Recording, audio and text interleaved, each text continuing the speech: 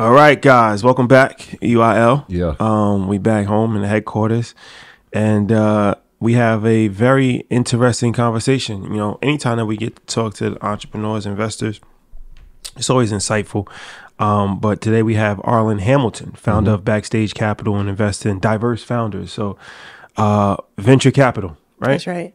So VC is something that we've been talking a lot about recently, as far as there not being a lot of black VC firms and how little of the VC and private equity capital goes to black founders. That's right. I think it's like 1.5% goes to women and minorities combined, every single person. So I would assume that black people will probably get way less than that, right? So literally fighting for crumbs in the billion-dollar industry when it comes to venture capital and private equity. So there's obviously a lot of issues with that.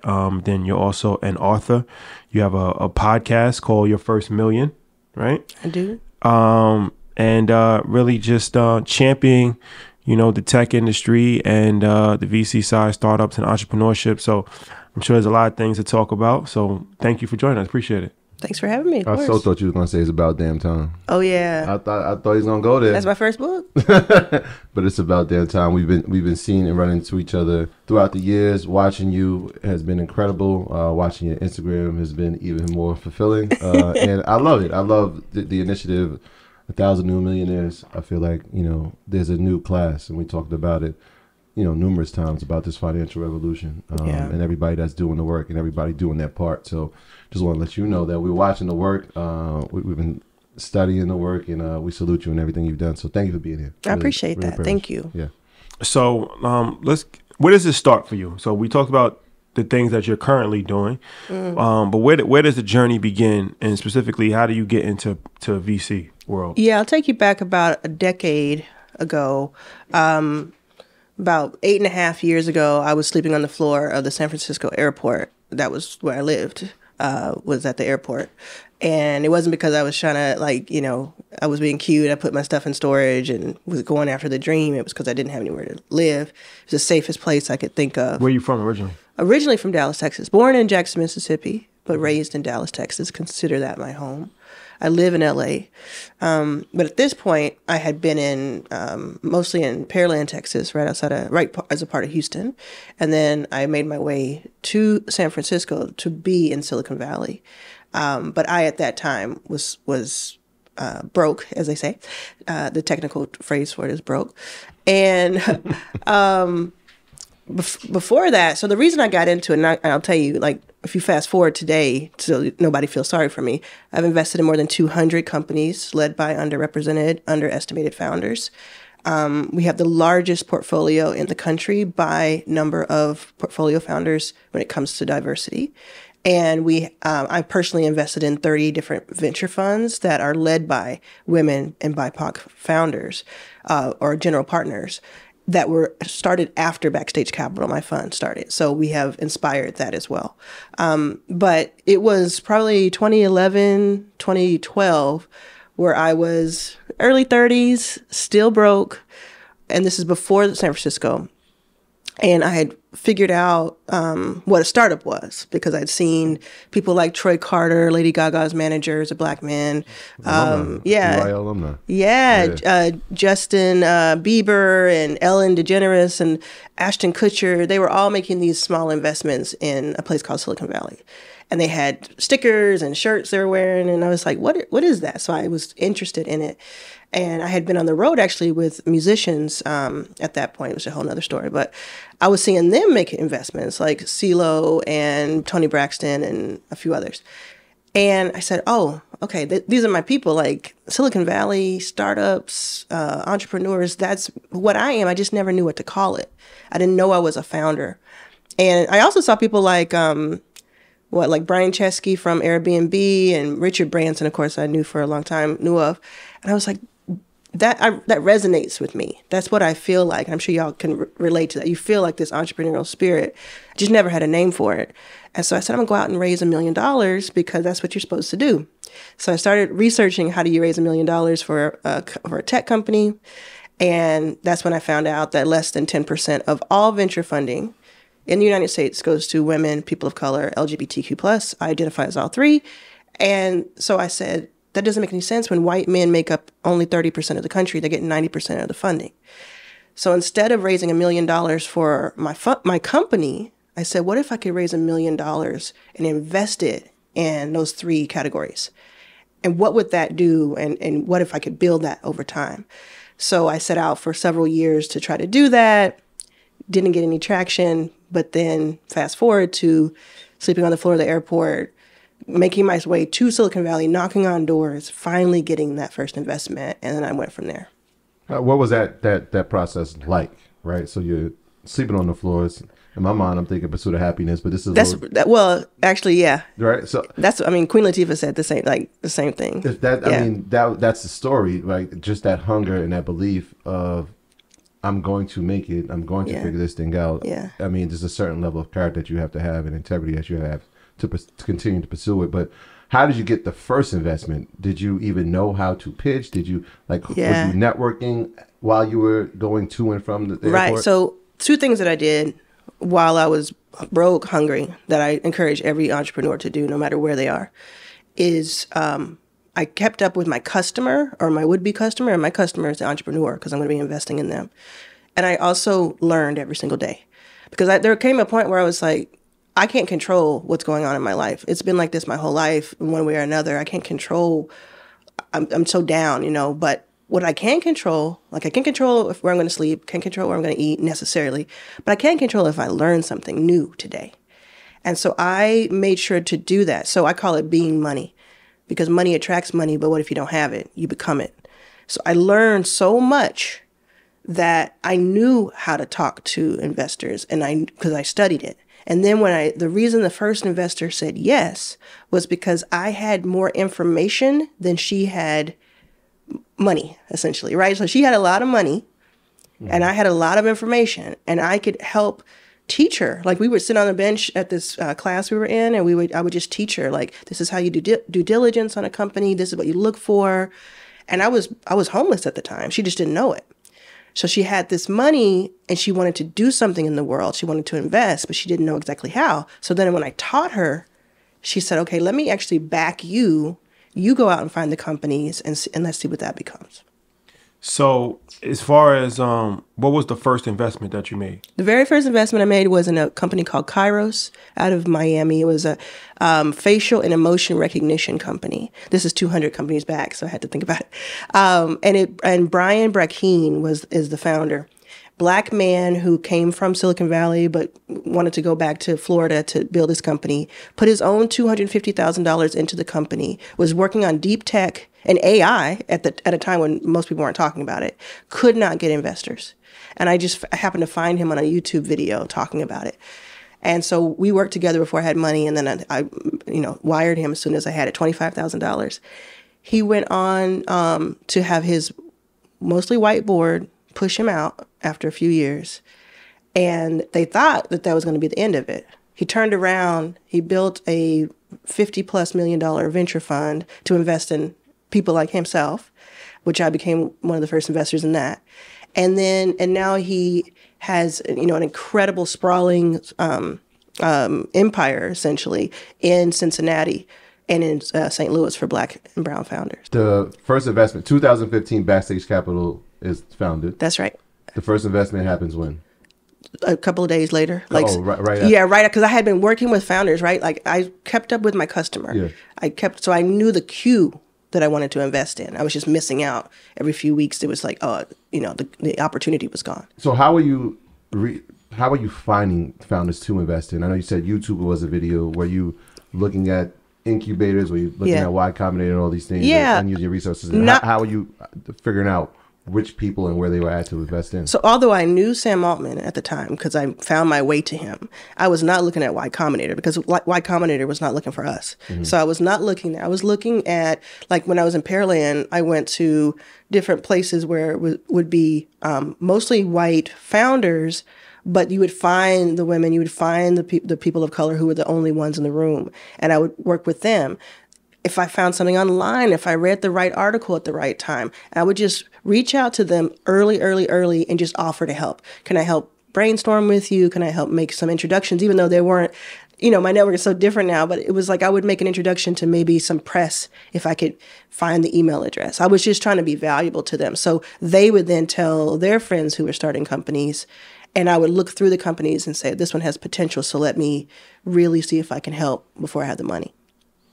So when do you really start to hit your stride and start to take off in the VC world?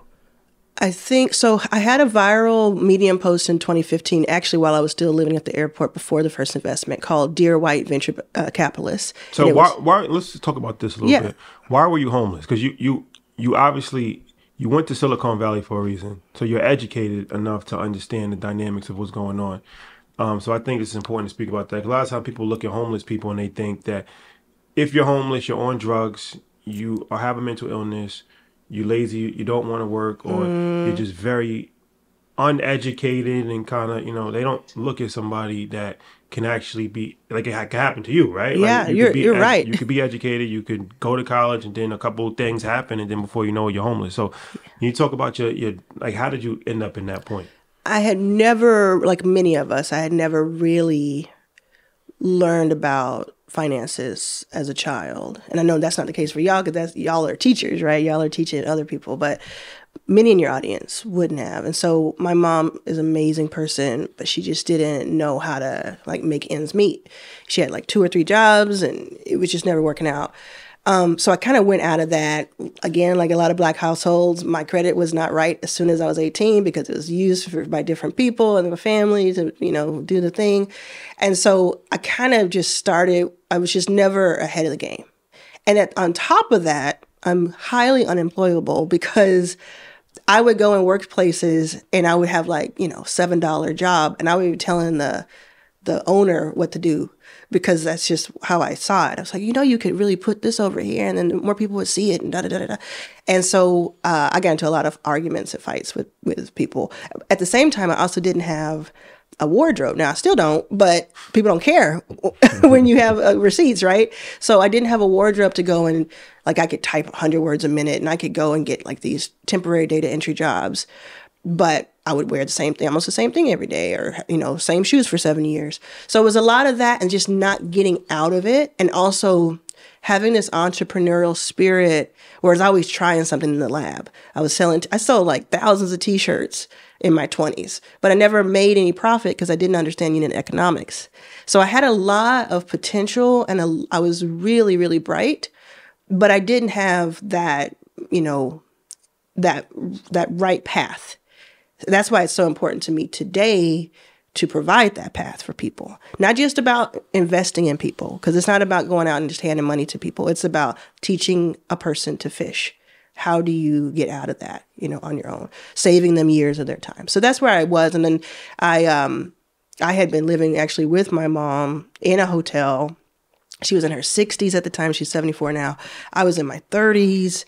I was like, it was dark, it was not cool.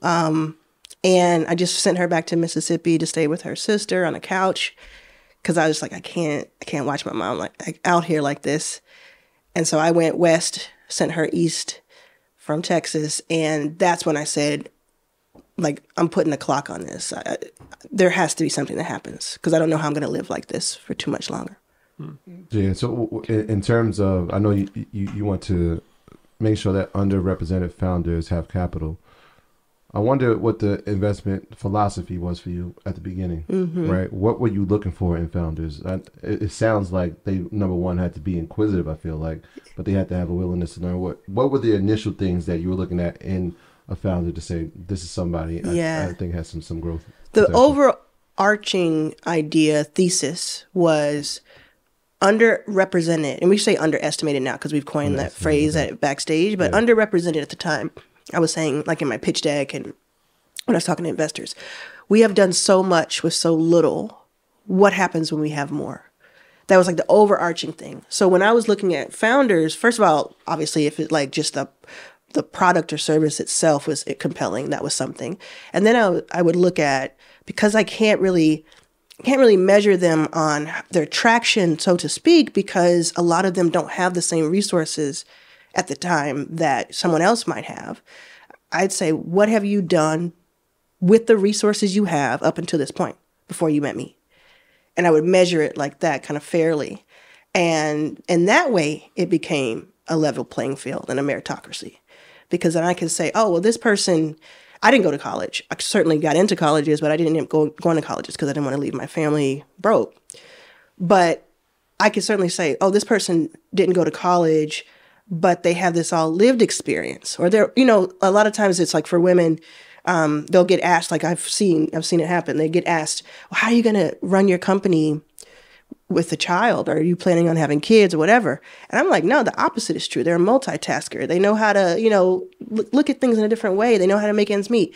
So I would just look at things from the point of view of the women and the people around me who I grew up with and what their potential really was. Just a follow up, because I'm thinking it's kind of double sided, right? Like it's almost like an interview process for you, but also for them. 100%. Right? Because at the initial stages, you don't have anything that you're invested in either. So they have to figure out is this somebody that I should have on the cap? Well, that's why at the beginning, before I had money, I just made myself valuable to them. Okay. And then by the time I came around to invest, they were running around saying somebody give her some money because she is finding all these great companies and she's so helpful. So I had it was like a groundswell of support by the time I got that first check. Yeah. And that's how I was able to keep going and keep raising. Because those they're called limited partners or LPs, they would reach out to some of the founders and say, talk to us, back channel. And I had just a reputation for being helpful, even when it didn't make sense. And there are plenty of times where I could have invested if I had the money, but I didn't have the money, and those companies have gone on to sell to Amazon or do all kinds of crazy stuff. So those early days, there are a lot of receipts. So okay, so let's talk about VC. So what do you look for when investing in a company? So I look for what their product or service is, just interest, because all of it is gut at the end of the day. Obviously, you can do all this projecting and all kinds of modeling, and we do that at Backstage Capital. But for me, I go back to my roots of, I treat it a little bit like American Idol or The Voice or something. It's like, what am I feeling from this? And my instincts have been pretty good so far. And then today at 43, I say, if I had 10 years, could I do this on my own? Could I do this myself? If the answer is yes, it still may be a great company, but it's not as compelling to me because time is limited.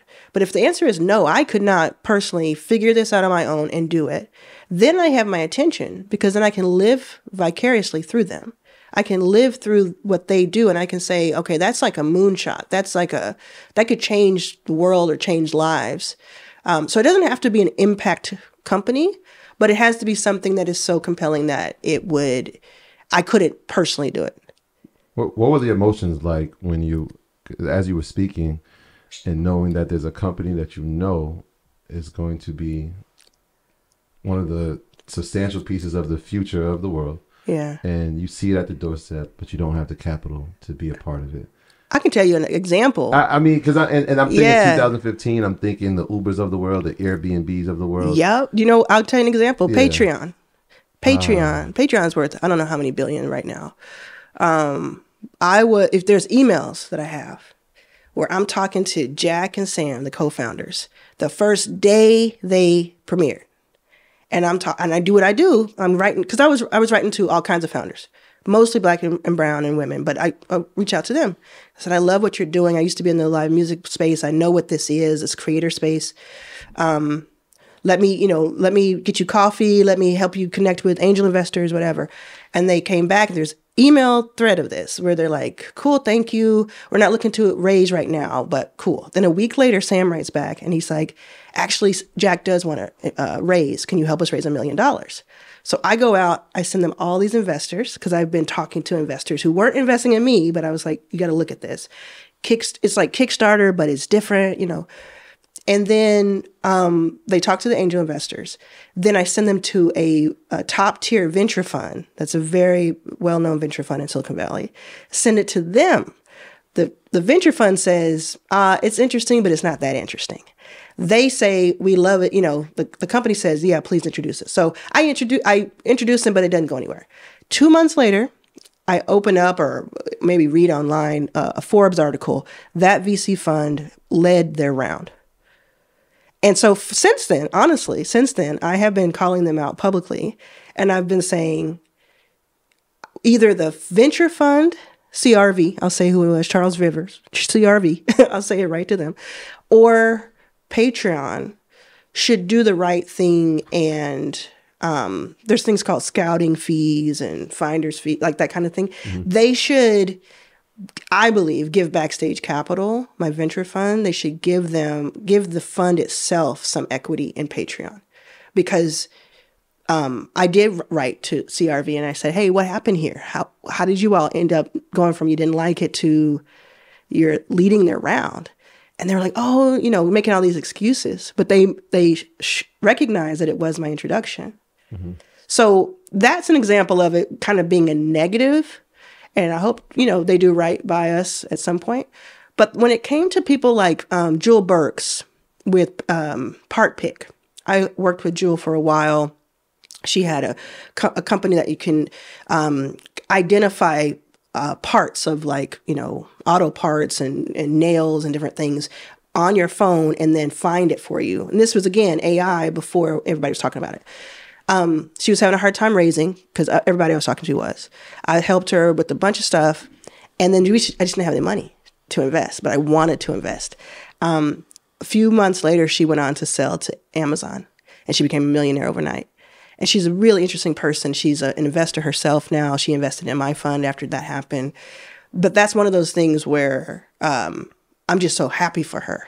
And so happy for Nashley Cephas, who was her CTO, her chief technology officer, who also became a millionaire that day. And whoever else, multiple other people who did. And I just look at that and say, I just told y'all. I mean, I was just telling all the investors you should invest in this, and it went on to do well. So I don't look at that as, I don't get too emotional about that one. I think more it's just pride. Yeah. Is it like a hunger that I got to get to this? Like, is there a part of it too? Or so I would say like the first, I'm going to be just real honest with you. The first 7 or 8 years, so 2015, 2021, I was like Sharky. I have a joint venture with Mark Cuban. I'm always working on things. I've lost that a little bit when it comes to investing for a number of reasons. A little bit of it being that I am, to say the truth, I am a trailblazer here. And so a lot of daggers in the back, right? A lot of scars from that. And it's been very difficult to do. And I love the progress that's been made. And I love to see all of the seeds planted, bearing that fruit. But it wears you out. It wears you out when you're doing that. So I'm very competitive, but I think it's not all about investing. Like I'm competitive in different arenas now. So, what are the economics in you investing into a company? Like, how does that work as far as you go? You say, I have $100,000. I want 10% of your company. And then they come back and they say, no, well, we want to only give up 5%. Like, how does this work as far as you going in and actually offering to buy somebody's company and buy some equity? Yeah, usually they have a round that they're raising. So the company usually itself says, we want to go out and raise $1 million. And they know how much they want to raise for the reasons that they figured out internally. And then they go to investors and say, what exchange will you do for $1 million? Then you'll have in a good scenario, you'll have 2 or 3, lead investors come back to you with a term sheet that says, okay, we'll buy that on a $5 million valuation, meaning that's 20%, And then the next one may say, we'll do it on a $6 million. So it's better for you. You get a little less diluted because we want the deal so bad. And so usually the best case scenario is you have 2 or 3 lead investors vying to lead your round, and you take their terms. You don't necessarily take the terms that are most expensive. You take the terms that you feel like that's the company, that's the fund I want to work with. That's who I want to lead and represent. So we have that. And then you have other investors around it who are followers, who follow whatever terms have been created.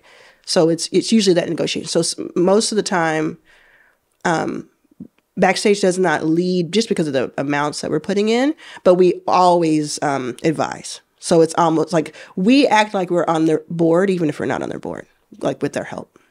What are some of the, because you brought up challenges earlier, and I'm thinking to myself, we've heard about what it is to try to be a founder and raise capital, but actually having a VC and representing 3 categories, right? Like, yes, woman, yes, LGBTQ, yes, underestimated population. What is it like from that end? What are some of the challenges that you face, and how have you dealt with it? How have you overcome them? A lot of people who just, they talk and they say they're going to do something publicly, they get the picture or whatever, but they really don't do anything. But then there's really more like people actively trying to to stop what I'm doing. Mm-hmm. So I had a white investor. I have a lot of white investors.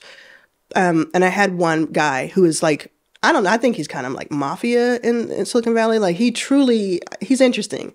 And I don't think he's literally mafia, but he can make a phone call and stuff gets done and stuff goes away, right? And he called me in the middle of the night one time a few years ago, and he said, I just want to let you know I just left a closed door, like, poker game, essentially, with a bunch of guys who are very powerful. And there's an understanding that you're not going to raise more than, $10 or $20 million ever in Silicon Valley.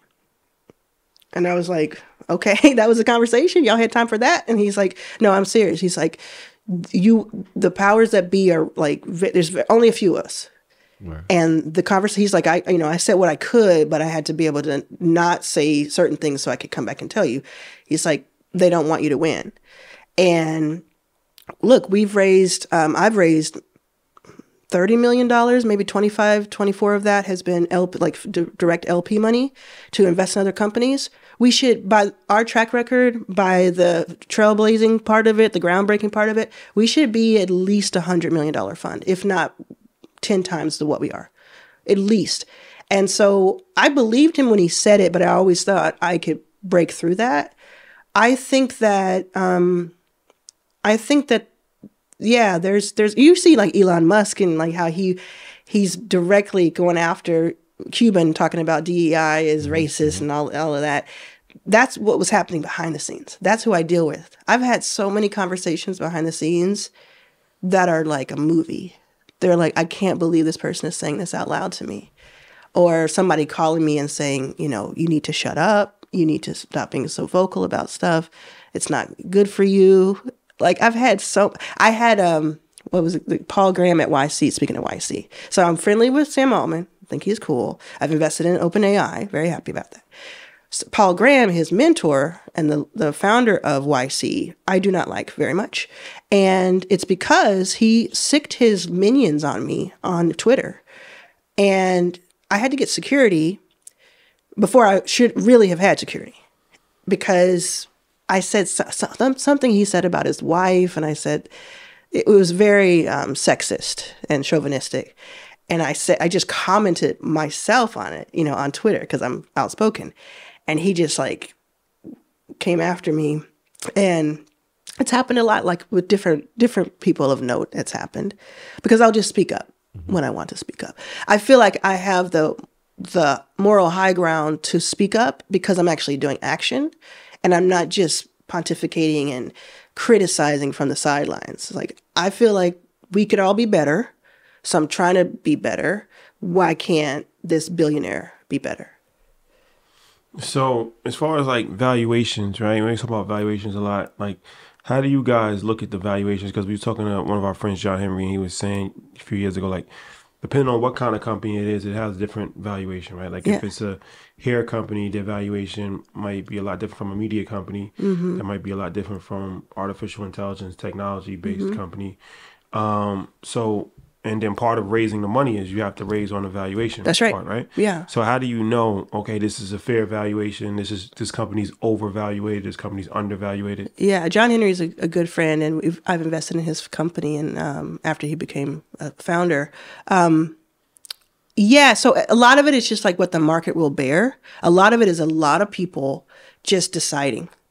just to say what can I push across the table, and somebody says yes to, essentially. And it's kind of a joke in the industry, because it's like every year it's different. In 2022 and 2021, super frothy, super everything was valued so high, ridiculously not sustainable.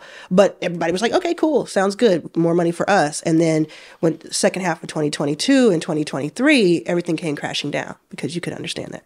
Yeah, you go ahead and yawn. So the valuations, but the reason that the valuations are different is because the multiples on an exit or a purchase are usually much different. So a hair care product or a CPG company is going to sell different multiples than a SaaS AI company, meaning you might, for something CPG, you might have like a 1.5x to 6x multiple on your net revenue if somebody buys you. On a SaaS AI, you may have like 20x or 10x. So when someone's valuing you to invest in you, all they're doing is projecting. All they're saying is, okay, if I put $1 in, what's the best guess I can make as to what you'll sell for based on how you're doing today? So is that, from your perspective, is what is success? Is it a company to exit? Is it to create more millionaires? Is it to create more opportunities for founders? Again, from the three categories that we spoke about, how do you determine and measure success? I love that question. To me, it's all three. Okay. That's it, right? For very, very sharky investors, they don't care about impact, and they don't care about like people coming up. Straight up. Yeah, that's just not important to them. That's not necessarily bad, but it's just not my vibe, right? They're like, apples to apples, how much am I getting back? So that is a juggle thing. But I say, and many of us say, you can do both. And I just want to say one thing. You said earlier that there are not a lot of Black investors. So there's so many now, which I'm so excited about. You know, like 10 years ago, it was so different. But today, like John Henry and I can be in a room and it's just packed to, back to back. Still not enough, but so you have within Black investors, you have some like 645 Ventures, Aaron and Nyambi. They are two Black men. They've raised, I don't know how much, more than $100 million. I can't remember, maybe $200 or $300 million. And they're like, let me put it into this spreadsheet and do these numbers and see what this company might or may not make. And I don't care, it doesn't matter to me if you're a woman or if you're purple. I want to do that because my success as a Black man is then going to be my success story and help others, right? Mm-hmm. So I'm on the category, which I love that, by the way. I'm on the category of, I want to get this one shot. I'm going to just make this more well known to people like you all are doing with your education, like more like being a bridge to understanding this with my audience, which is mostly women of color. And I'm going, so that's impact and success. That I have a video right now that I put up today. A Black woman comes up to me. She's crying. She's saying that she felt heard and represented and seen because of the work that I do. And she said a tangible something that happened. That to me is like the biggest, that's the legacy. That's the thing that you can't take away. But I also not only want to, I feel like I have to make a lot of money from what I'm doing, even though we're not funded enough. I want to make multiples for our investors so that it serves as an example that you can do both. And it's high pressure, but I also agree that it should be high pressure. So you say you raised $30 million.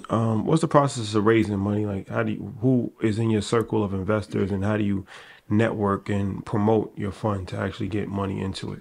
Yeah, so it started out with that woman who, didn't have a lot of network. And so she was she worked at a big company, and then she had some money from that, so she put in like an angel investor.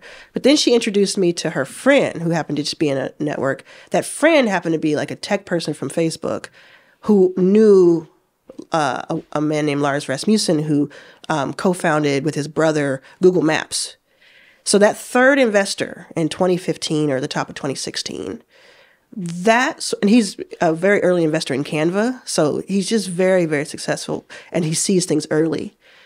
But that was kind of like the first, like that I could see, oh, I'm going to be talking to people who have a lot of money and, connection here.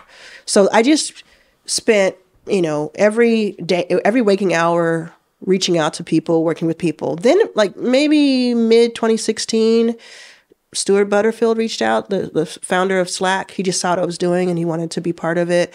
I reached out to Marc Andreessen because he said that something I wrote was interesting. And I used that as an opportunity to ask him to invest. And he ended up investing in 3 of my funds, like the smaller funds, which has been really cool. He has also blocked me on Twitter. So that tells you my life. Why do you block you? I have no idea. I have to ask him. I don't know. I should ask Chris. I should ask Chris. I should ask Chris. I know y'all are friendly with him. Yeah, but Mark he blocks everybody. He blocks everybody. But I must have said something one day that upset him. Because I will call people out. Like I call out Peter Thiel. I'll call out people who are like friendly. I'll call out Andreessen. I've called them out before. I've had conversations with Chris. About what? What'd you call them out for?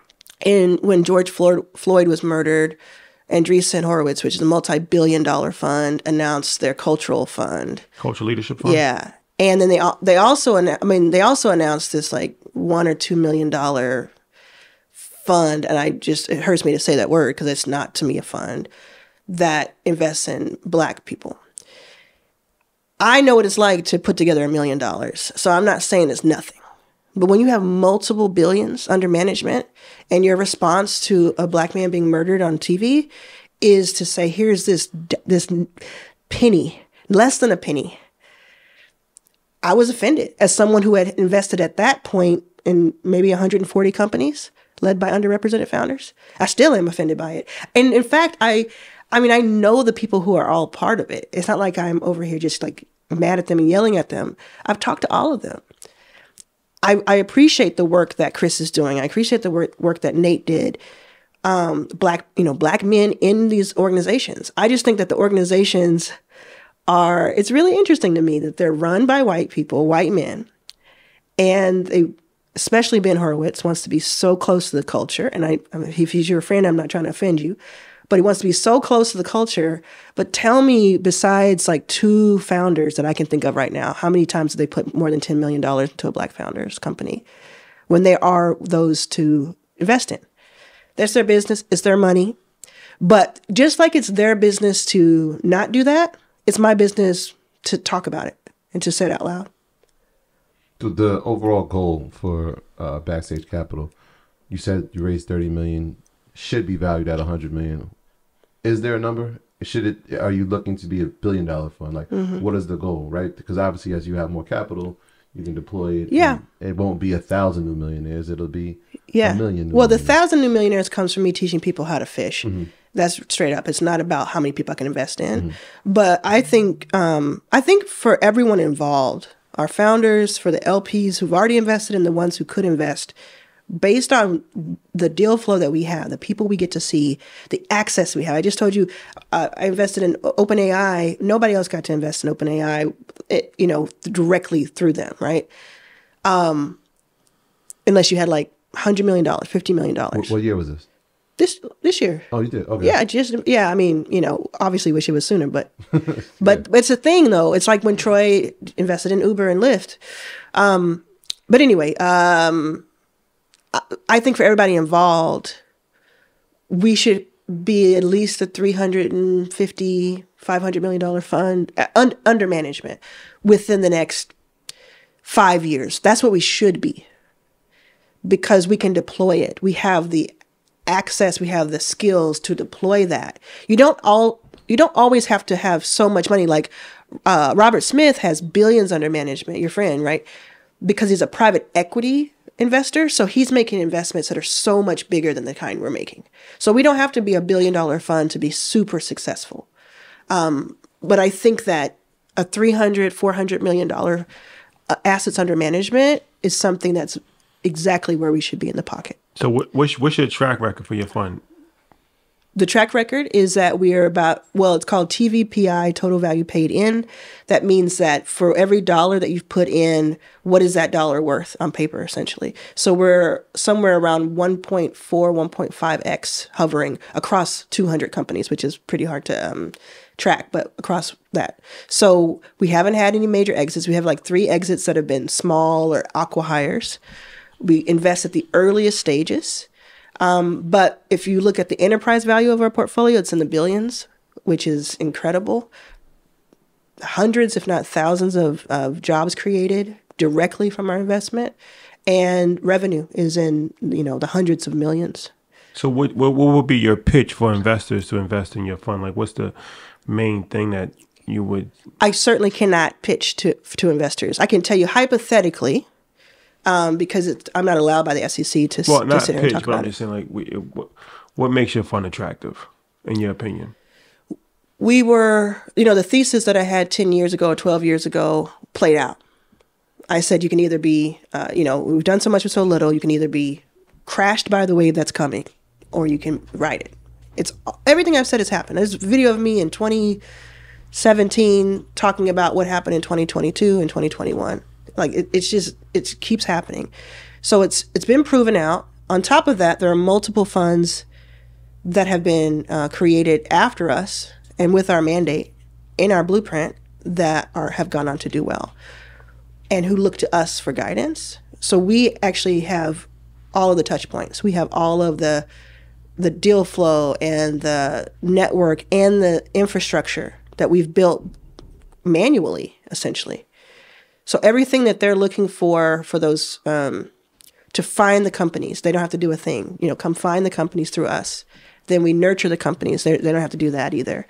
And then we are able to, the way we've already done, source the companies that then go on to have high enterprise value. You brought up some of our alumni, Troy Carter, Chris Lyons, who has been on Market Mondays.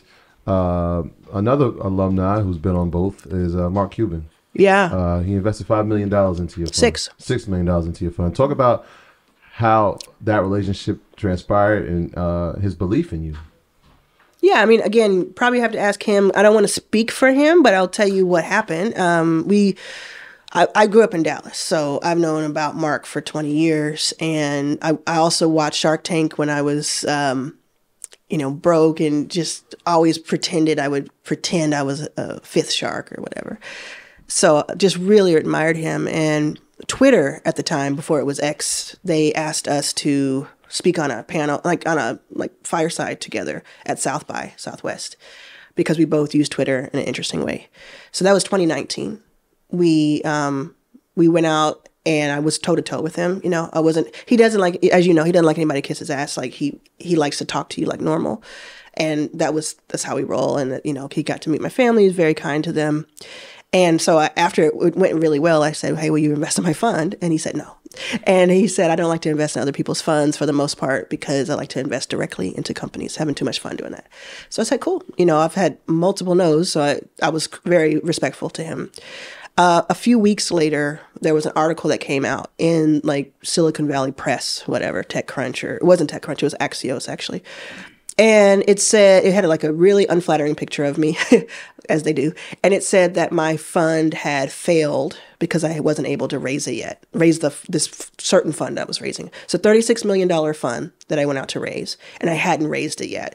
And then, so for some reason, they just, on this day, decided to write that.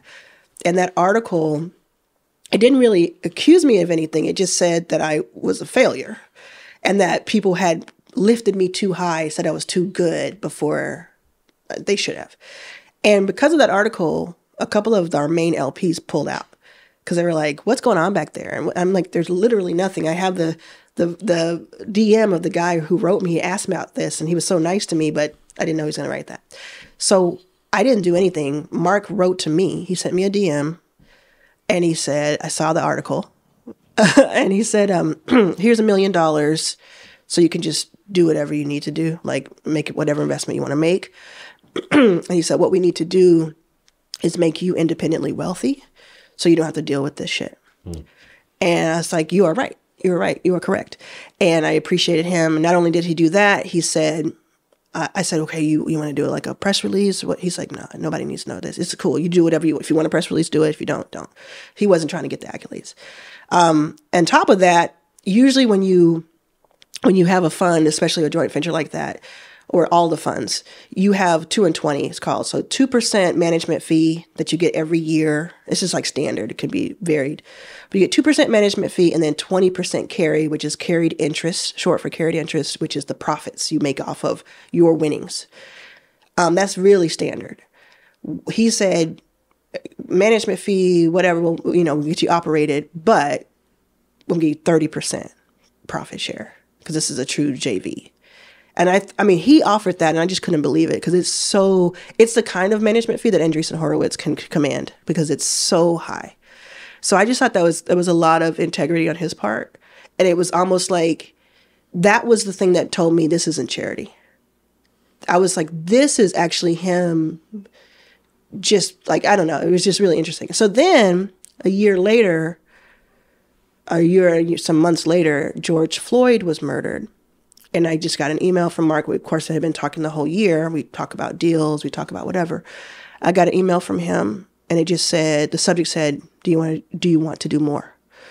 Opened up the email. It said, I'm going to be transferring $5 million into our JV. So he was livid about George Floyd's murder and the way that it was handled. And that was his way of acting. That was one of his ways of acting because he knew we were already there. We had the infrastructure to handle that. And let me be real clear. Like Marcus, he's very blunt.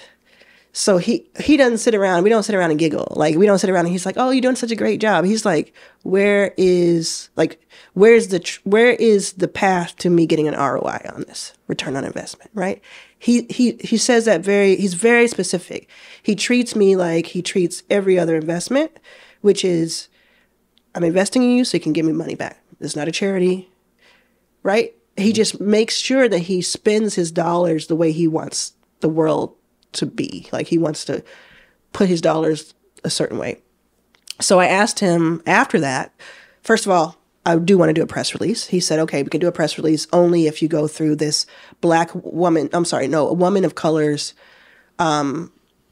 very indie publication that I invested in.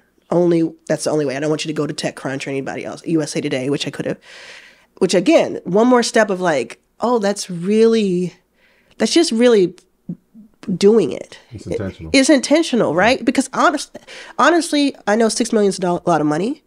But Mark could have, if he wanted to, he could have like used that, been on mentioned it every time he had an interview.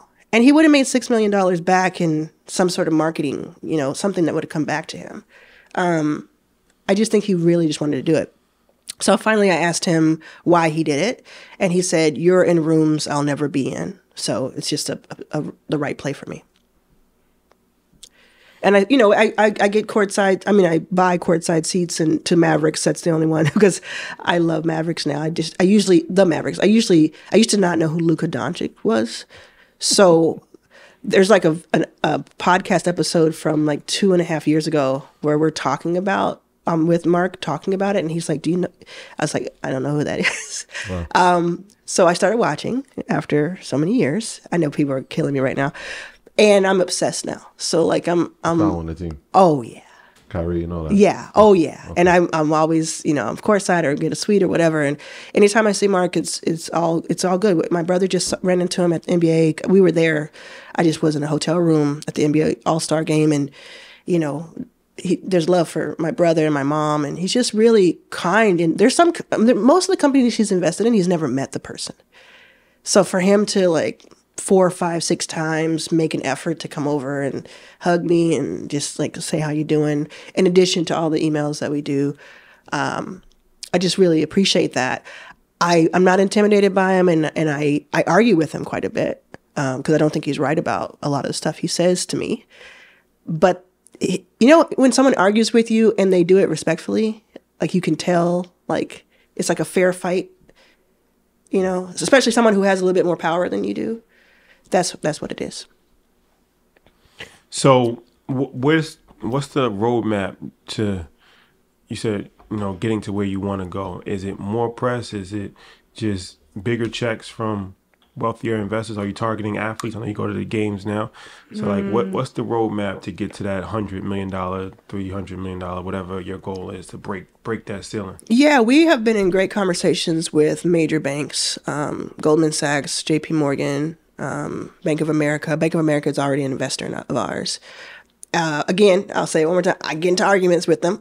So that's part of it, right? But I think Bank of America kind of broke the mold for us by investing 7 figures, because then Goldman Sachs and JP Morgan and SVB and the rest of them can, understand what it is. So I think it's going to be that. I also think it's going to be a lot of family offices. So, I think that's where we play best, because it isn't super traditional. Can you talk about that? So a lot of people, even some of the conversations we've been having over the past 6 to 12 months, the words family offices have come up in conversation.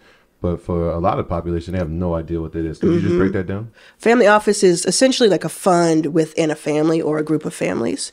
It's treated as a company or an entity, a funding entity. And so you might have like Jay-Z, for instance. He's making investments out of his venture fund.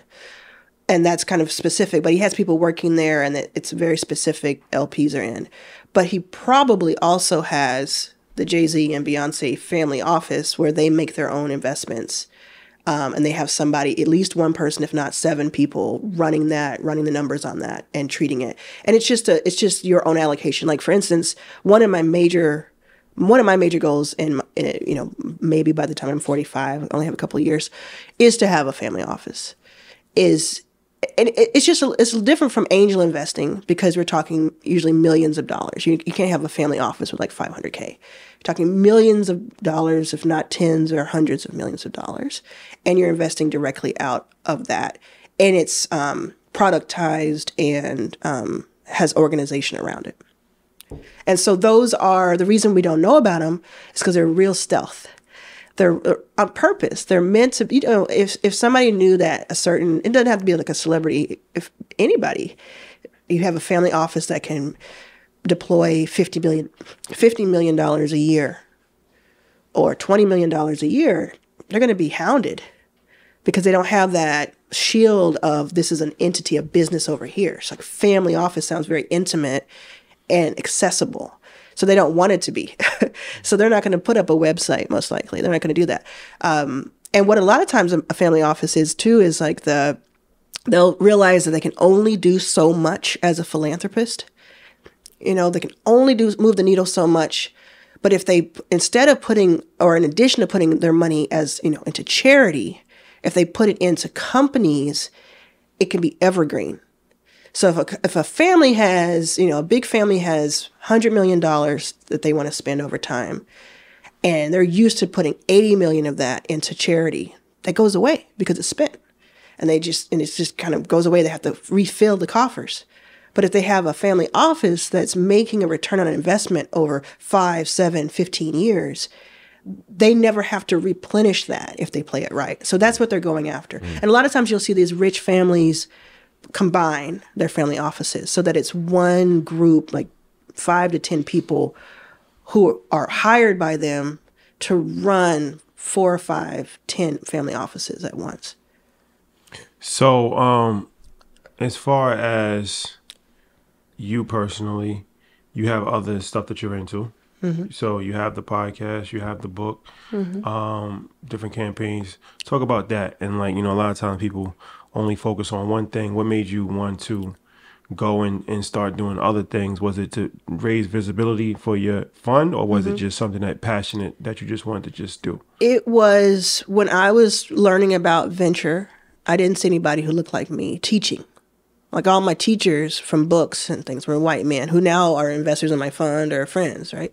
But I didn't see me. So that was part of it. It's like, again, like every day of my life, I get this feedback. Something I did in 2018 helped this person, right?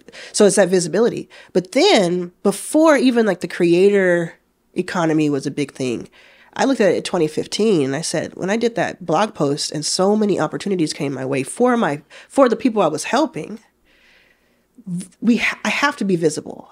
You know, if you have decades and decades of mostly white men in an 80 or so year old industry who have all of the purse strings, they control all the money, they control everything, and they also control the voice of this industry. We got to have other people talking. That's why John Henry did his show. You know, that's why he's all over social when you know, back and forth there. So I looked at that 2016 and I said, I'm going to take some of the stuff I learned in previous lives where I was jumping on, you know, MySpace and, you know, had blogs and all kinds of stuff. I'm going to use that to bring opportunity. Again, I didn't have that much money, so you become money. So that's what it was. And I think you did ask me before, I don't think I answered it completely, which is like, what do I want? But beyond the money, I do want the work that we have done at Backstage, our founders, and my story to be known by more people. Because I see the impact it has. You can't deny the impact. Like, we have helped create countless, you know this, we were just talking about this, right? Mm-hmm. You know what this is like. We've helped create countless companies and, you know, get people hired and change their lives. So of course I want more and more people to know about that. One of those ventures is HireRunner.co. Yeah. Can you talk about that? So HireRunner.co, so for 7 years I ran Backstage, still do, but I ran Backstage and I had to hyper-focus. You have to hyper-focus if you're going to do something big, right? So I focused on that. But I'm also an entrepreneur, and I was that first. And so I kept having this calling back to, I want to do something where I can at least be out there and like be in the trenches with the founders I'm investing in, because that also helps me become a better investor. So I said, what would be aligned so that it's not pulling away from what I'm doing? So I thought about the things that I get asked for the most. The number one thing I get asked for, I'm sure you can imagine, is money. Every day of my life. Like, I think the driver pitched me on the way here. Like, I had my headphones in and I was like, oh, okay. I get pitched every day, all day long. Just like you all probably get pitched to be on your show. I get pitched, can you invest in my company? But the number two, very close after that, is I need help. Like, I need to hire somebody, or I don't know what I don't know. And so it's about people. So HireRunner.co helps connect mostly fractional, meaning part-time and kind of gig economy, operators like executive assistants, chiefs of staff, COOs, etc., with companies of all sizes. So from the solopreneur to the Fortune 500 company, we have them all as customers. And then in about a month and a half, we're launching our app, which will be kind of similar to what Fiverr does, or in Fiverr, I would say that's the one I want to compare to, where you can go on the app, you have something that you need, maybe you need an EA for a month. You go, we find the person for you, we match you, and then you're off to the races, so you can start the next day. So you're sure 1,000 new millionaires? What's that? My goal is to help create and catalyze 1,000 new millionaires. UBS says that in 2017, or by 2017, there will be 80 million millionaires in the world. There are about 57 million today. And so that's like 10 million plus over the next years, plus the ones that'll fall off. And, you know, so that's at least 10 million, maybe 12 million a year. I know 1,000 for some people feels like a low number, but I say 1,000 because I juxtapose it against the billionaire. So we have billionaire friends. We know that they're cool, but I don't know if anybody needs that much money. And so, like, what if 1,000 people had the same amount of money, just as a to get started, right? Doesn't mean I want you to stop there, but just like, what if 1,000 people had like enough and had more than enough? What could we influence? What policy could we influence? Quality of life would be lifted. I believe that's my thesis. So that a lot of people are like, why isn't a million? And I say, I want to track it. I want to literally be able to tell you the names of the people that I helped and we helped create turn into millionaires by teaching you how to generate revenue and all the things. And if I said a million, it would just be this sort of pie in the sky thing that is more inspirational than tactical. Is there a global initiative or plan to expand globally for both Backstage Capital and HireRunner.co? So both of them. So Backstage invested outside the country. We have 6 companies we've invested in that out of England who are African founders, and we don't have a mandate on where we can invest. I think for us, so we had an open location in London for half a year in 2019. We were going to expand, and then COVID happened, and so we stopped the expansion. But I think for us, it's just always been about resources. Like we get asked to go everywhere, and like you can imagine, we get like any country in the world you can imagine, the same thing is happening for some group of people. So they're saying, can you come here? Like in France, can you come to Paris and like build something in Paris, or can you come to the outskirts in France that nobody's heard of, but we can do the same thing here because we're not getting it. India, parts of Asia, Australia, everybody, indigenous people have asked us to come. My thing is, I want to do that, and I would love to do that with the resources, and we will. But I also know that there are incredible companies in St. Louis who are being overlooked. I also know that there are incredible companies in Jackson, Mississippi, Chicago, Seattle, North Carolina, all the things. And for the rest of my life, I could do this work, and I would not, scratch the surface. So I think that there's definitely a strategy that we need to deepen our well. And we need to deepen our well by, over the next 2 or so years, at least tripling our assets under management. And then we can kind of sprout from there all of the different things that I've wanted to do. I think you sit in a unique position, right? If you've invested in over 200 companies, predominantly in tech.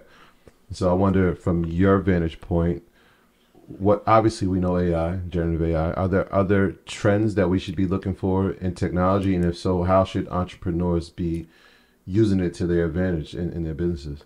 Yeah, I think AI is, I don't think anybody quite has, I think everybody's underestimating the power of AI. I always just, try to keep up with the best I can. I've never been good at looking for trends. I've been good at seeing around corners. Mm-hmm. So for instance, I couldn't tell you, it's the same thing with like clothing and fashion. Like I don't know what's cool, but sometimes I accidentally find things that are cool, and they're like, "Oh, your shoes are incredible." I'm like, I accidentally picked these up because they're pretty, Mm-hmm. So for me, when I think about just the way people who are, let's even say 50 plus, it's probably even lower than that, but 50 is not elderly, but elderly people, then people who are retiring, and then people who are leaving their businesses and they don't have anybody to hand it off to, people who are in companies, anybody who's 50 over, they're just discounted. You all are probably too young to remember the dinosaur TV show on ABC. I remember that. You remember that? Yeah. You remember the episode? That came on after the Wonder Years. Yes, there's an episode where they have the grandma who was a trip, by the way. I think the grandma was black, but anyway, the grandma was, it was a tradition that when you get a certain age, you just throw the grand people off into the tar pits. And it was just like a tradition, and the husband was real excited because it was like that day, and they did something to kind of turn it around so that she didn't have to get thrown into the tar pits. But I kind of think that's what we do with older people. And obviously the older I get, we all get older, but the older I get and the higher in age I get, the more I'm like, what's going to happen? What's going to happen to me in 20 years and whatever? I'll probably be okay. But I think there's so much that we are discounting and missing out and underestimating when it comes to older people and the wisdom that they have and the skill that they have.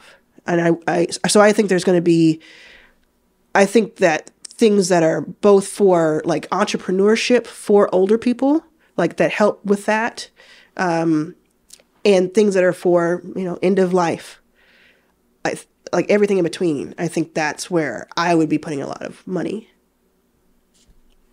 Well, I want to thank you for coming. How can the people follow your journey? What's your social media handles and any other information? Yeah, thank you. So Arlan is my name, ARLAN, and I'm at Arlan Was Here on Instagram. Is where I spend most of my time. On LinkedIn too. But you can go to backstagecapital.com to see our portfolio. Check that out. You can also apply on backstagecapital.com. Most funds don't let you apply on their website. Apply for investment if you think your company is viable for What's the minimum to be an investor? To be an investor, usually something around $50K But again, I'm just going to say this. I am not allowed to say that, like talk about it in that way. I am not soliciting, but hypothetically, that's in the past what it's been. Disclaimer. I'm just saying, it's just, because there are some funds that I have that we've had in the past that you can talk about in press. They're just a different designation. And then there are others that you can't. And, SEC don't play. They just don't play. The Alphabet Boys do not play. Any more books coming? Yeah, so I have It's About Damn Time came out in 2020. Your First Million came out this year. Please pick that up because I think that'll explain everything, and it kind of the bigger picture. And I know I've talked a lot about myself today, but my thing is like I could just drop the mic right now. I want us to win. I want so many of us who don't understand how valuable they are or we are to win. So the book is really meant for that. So Your First Million. And then I do plan on putting out a third book in the next couple of years. Another thing I just want to make sure everybody knows is that I have an event coming up April 9th through the 12th in Los Angeles. It's called Your First Million Live. We have Issa Rae. We have Rich Paul. Again, y'all, just a lot of like stuff that, yeah, there. Exactly. We have Humble coming through because I know we talked about y'all a few days ago. Just little. Yeah. And we have Sheila Johnson, the first Black woman billionaire.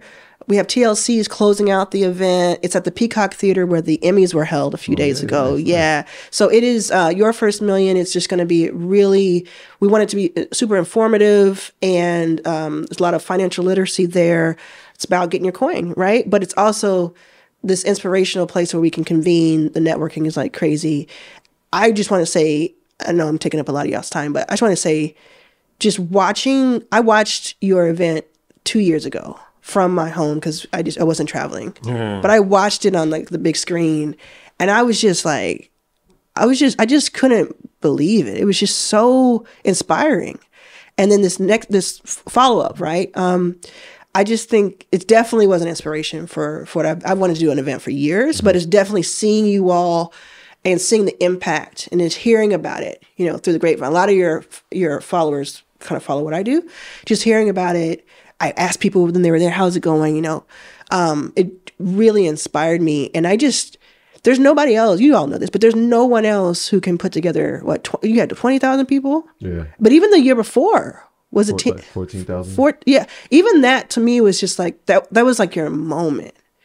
I was like, oh, this is crazy. And I heard y'all say on stage on last year, you said, why aren't these major sponsors in the room?